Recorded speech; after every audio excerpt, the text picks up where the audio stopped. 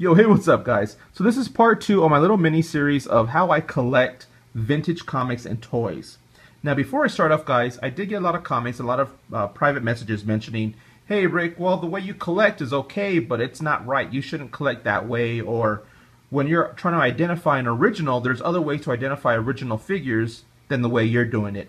I get it, guys. I understand. But this is the way how I do it, and I really didn't finish. I really didn't actually give the whole explanation.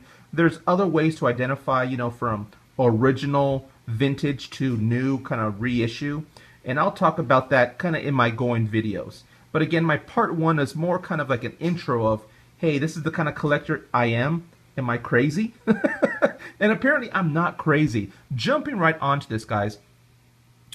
Going back to the point where I mentioned there are certain aspects, certain ways I collect figures or Transformers. Now, more along the side of G.I. Joes, let's talk about this guy right here, Snake Eyes.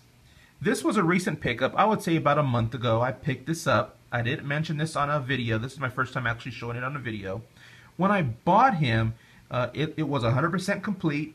There was no grade. I did take a look at him, and I'm like, yeah, he looks pretty good. My opinion, guys, I would have to say he's about a C8 condition. From 1 to 10, he's about 8. Now, the reason why he's about an 8 is because I don't know. I know the video can't pick this up, but he does have a few scratches on his chest, around his shins and his thighs, and somewhere on his back. You know, very small little scratches and rub marks. So I'm trying to slowly collect how I'm collecting. I'm trying to slowly collect all the ones that I've had when I was little.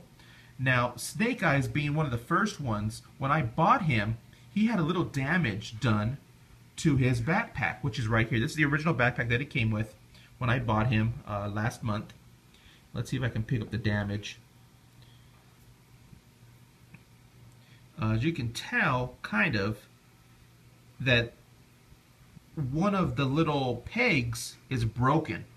I didn't notice that before because his sword was actually inserted into those pegs. That's where he put his sword, so I didn't really identify that it was broken. Again, right there. I couldn't identify.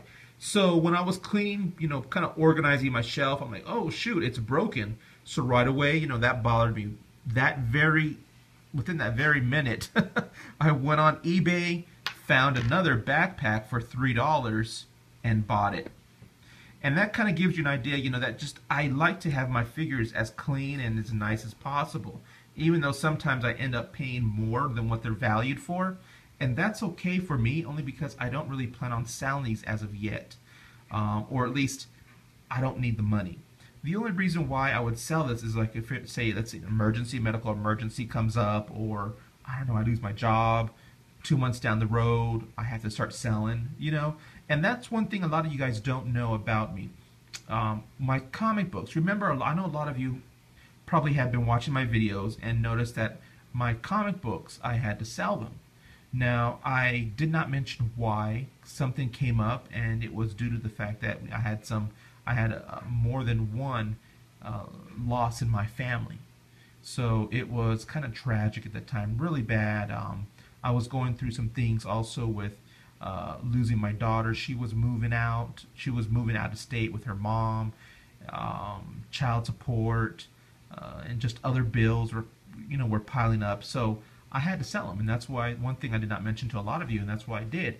Now, I still have a lot of comic books, which of course I keep mentioning I don't show only because they're older comic books, but I'll eventually start showing those. Now, as for Snake Eyes, guys, and action figures, they are a part of my childhood memory, good memories. When I buy new stuff, especially with this figure right here, Shipwreck, it brings a lot of good memories, especially birthdays and holidays that I would open up gifts and having that joyful time. Just that spark, just that 5 minutes of joy, you know, really means a lot to me nowadays. Now, when I'm older, because I'm like, hey, I was happy for 5 minutes. So, with Shipwreck, guys, going on this one, when I bought him, he was advertised as C9, C10, and I agree, he's in really, really nice shape. He's 100% complete, especially with Polly there attached to his wrist, his little bird. He does have his gun there. He has his little, let's see if I can get this to focus again.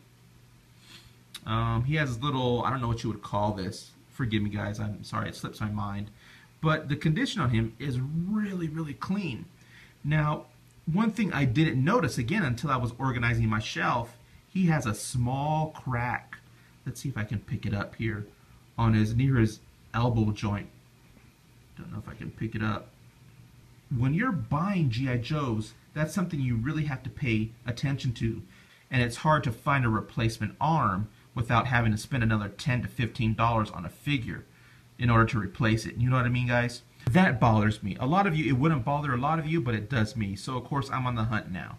Haven't really bought one yet. I have a few that I'm watching right now on eBay, but there's really no buy it nows that are affordable because I don't want to pay another 20 or 30 bucks. That's a little bit too much. I'd rather pay between 5 and maybe 15, the most. So I plan on doing that. Now, speaking again, one more example is this guy right here, Firefly. Firefly is one of the most respected and kind of wanted G.I. Joe in, I think, the 1984-85 collection, only because he's really cool looking. He's kind of has that ninja style going on, and he has one accessory that's really, really difficult to find, especially having him complete, and that is his little tiny cell phone. See if I can show it to you guys. This part right here is what makes him really collectible, and the price for Firefly can average between 30 and 40 bucks, especially if it's 100% complete. Now, this right here, alongside with his backpack cover, that little cover right there, a lot of those with the cell phone and the cover end up getting lost a lot, only because they're so tiny. And I don't know if you guys can see how tiny they are, but they're pretty small when it comes to compared to a G.I. Joe right next to you. Let's see, so you can tell it's really small. So anyways, going back to this Firefly, when I bought him, he had pretty much a busted ankle or a busted heel. Now, that's quite common. When you're looking for a Firefly, always make sure that you're looking for pictures that with the bottom of their heels, more specifically for Firefly. If you can tell, it's very thin. Back in the day, remember when the G.I. Joes would come with, you know, the small little stands, right? The little peg stands. Well, with Firefly, because his heel is so thin, after 30 years, if you put him on a peg, there's a good chance that this will crack and snap right off. And here is an example of that. You see that? So I ended up going on eBay, and I found an auction lot of a bunch of Firefly parts. Apparently someone was doing the same thing I was and purchased a bunch of Fireflies, maybe, because there were a few parts in here that with broken heels, missing feet, missing screws and whatnot. So it looks like kind of a part list. So I ended up buying this for 14 bucks on eBay, found what I needed, and then boom, replaced him, and then he's good to go. Condition wise, guys, I would have to say he's about C8, maybe C7 the most. It's very hard to find a Firefly with a really sturdy rubber band inside. When I tried to replace it with a new rubber band, it was just a little bit too thick, and I couldn't put his arms on. So I had to kind of resort back to the old vintage rubber band that came with the other Fireflies. But other than that, being the fact that he's a little loose and a little, his legs a little, you know, limp. Other than that, he's in really nice shape, guys, and that's why I'm giving it like a C7. If it came to color or fading, there's none. Even his emblem right there is in really nice shape. So just besides the fact that he's really loose, that's pretty much it. So those are my G.I. Joes, guys. Since we're on the G.I. Joe topic, this is what I picked up at my recent Comic-Con here in Arizona. This is a #1. They're doing a short run of G.I. Joe, Snake Eyes title, but it's really cool that it's Agent of Cobra.